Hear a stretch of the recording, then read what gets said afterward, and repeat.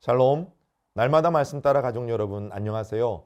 백운교회 윤석종 부목사입니다. 오늘은 사도행전 8장 4절에서 25절 말씀을 가지고 복음을 듣고 흩어진 사람들이라는 제목으로 함께 묵상하고자 합니다. 핍박은 우리 모두가 피하고 싶은 것인 동시에 대단히 두려운 것입니다. 하지만 하나님께는 더 큰 축복을 주시기 위한 통로로 사용되기도 합니다. 사실 우리는 삶 속에 일어나는 수많은 일들의 원인을 알지 못하는 경우가 훨씬 더 많습니다. 핍박의 이유도 다 알 수는 없지만 하나님의 분명한 뜻과 계획이 있습니다. 우리의 지혜로움이 하나님의 어리석음보다 못하며 하나님은 우리와는 차원이 다른 생각과 지혜가 있으신 분이십니다. 또한 모든 것을 합력하여 선을 이루시는 분이십니다. 핍박이 시작될 때는 사탄이 교회와 성도를 이기는 것 같습니다.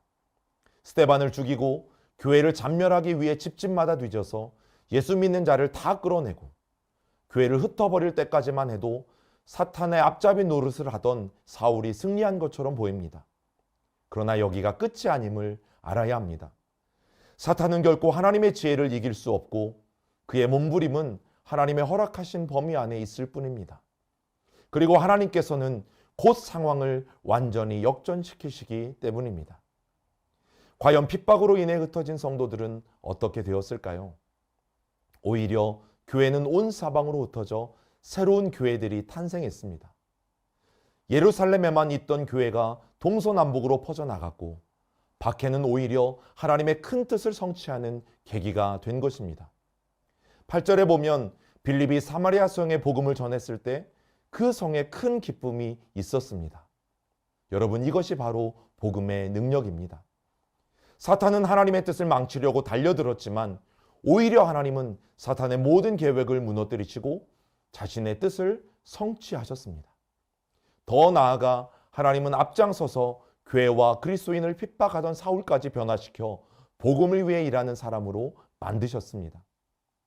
우리는 하나님의 나라는 반드시 승리함을 알아야 합니다. 그리고 하나님은 여전히 살아계셔서 일하고 계심을 기억해야 합니다. 사랑하는 여러분, 복음을 통해 거듭난 우리는 모두 축복의 통로입니다. 그리고 교회가 해야 할 중요한 일은 복음 증거입니다. 우리는 복음 증거하는 일을 최우선에 두어야만 합니다.